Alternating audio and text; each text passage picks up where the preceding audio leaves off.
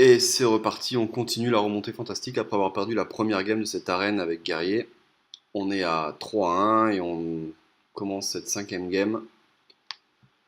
On a vu vraiment, on a perdu la première. En fait, quand on y réfléchit, ça a vraiment été uniquement quand on a eu une mauvaise main de départ et que même en changeant les cartes, on n'a pas du tout eu, on n'a pas du tout eu pardon, notre curve à 2. Toutes les autres parties où on a pu jouer tour 2, tour 3, ça s'est très bien passé. On voit que le jeu est assez fort. Ah, bien évidemment, il faut parler de ça pour voir qu'on n'a pas de tour 2 non plus dans cette main. Waouh, là typiquement, on peut changer tout ou garder, voilà, c'est ce que j'allais dire, ou garder le Cobra et du coup on garde l'enchaînement. C'est pas mauvais de faire ça. On aurait pu tout changer honnêtement.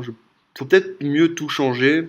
Maintenant, c'est vrai que l'enchaînement c'est un peu la solution de sécurité pour pas se faire rush. Bon, là maintenant on est contre un chasseur, là ça change absolument tout, hein. Si on avait été contre un jeu, genre un paladin, un prêtre ou quoi, on aurait peut-être attendu le tour 2 pour poser le dragon. Mais là très clairement, non, on va vraiment pas attendre, il faut qu'on aille plus vite que lui. Bon, là il fait une carte qui nous fait assez plaisir, parce que ça nous permet de jouer enchaînement de manière assez profitable, et surtout de garder notre dragon. Donc on est assez content de voir ça, et donc on en profite tout de suite, et on garde l'avantage. Ok, camouflage, très bien. Bon, là, on attaque et on va poser Cobra. On essaie de garder la value du Berserker, toujours essayer de poser Berserker quand on attaque une de ces créatures et que les deux meurent. C'est vraiment intéressant de l'avoir directement 4-4. Là, on se retrouve avec une chouette qui va un peu être embêtante. Du coup, il va sûrement attaquer notre dragon inciblable, je pense. Un porte-bouclier. Ok, waouh. D'accord. Bon, pas de très bonne carte. Vraiment pas de très bonne carte là. C'est vraiment pas cool pour lui. Du coup, on a un play très avantageux avec ce 4-3 qui va tuer le porte-bouclier. Et derrière, on va tuer, bon, tuer n'importe quel des deux. On va tuer le hibou au cas où il peut se le remonter. C'est plus chiant de se prendre un hibou que de se prendre un soigneur.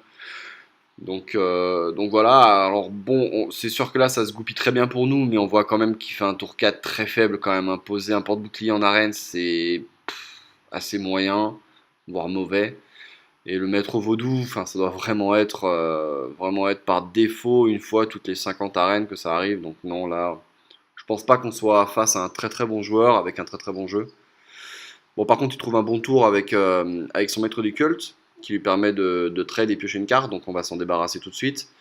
Et si on s'en débarrasse tout de suite, on peut profiter pour poser le berserker et après poser par exemple la prêtresse là, c'est pas mauvais pour avoir une 4-5, voilà, c'est ce que j'ai fait. Donc là, on se retrouve à reprendre l'avantage. On a le même nombre de cartes que lui. Enfin, il en a une de plus, mais on aura le même nombre quand ce sera à nous.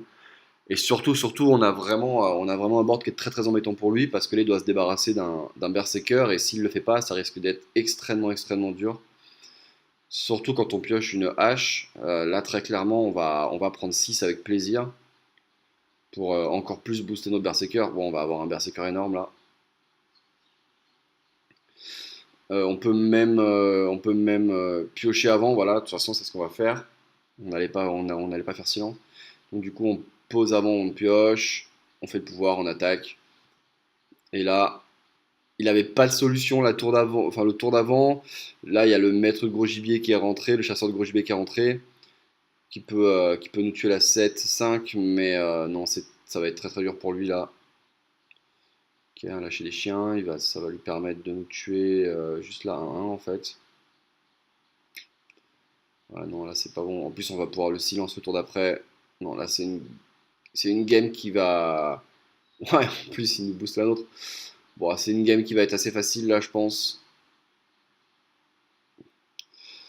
Bon, donc là, ça va être silence, je pense, hein. Voilà. On s'en fiche de laisser l'invocatrice là, vu qu'il a qu'une carte en main, il a beaucoup de mana, donc c'est pas trop le problème. Mais bon, on préfère évidemment tuer l'invocatrice que la créature qui est silencée. Et du coup, on lui met 12.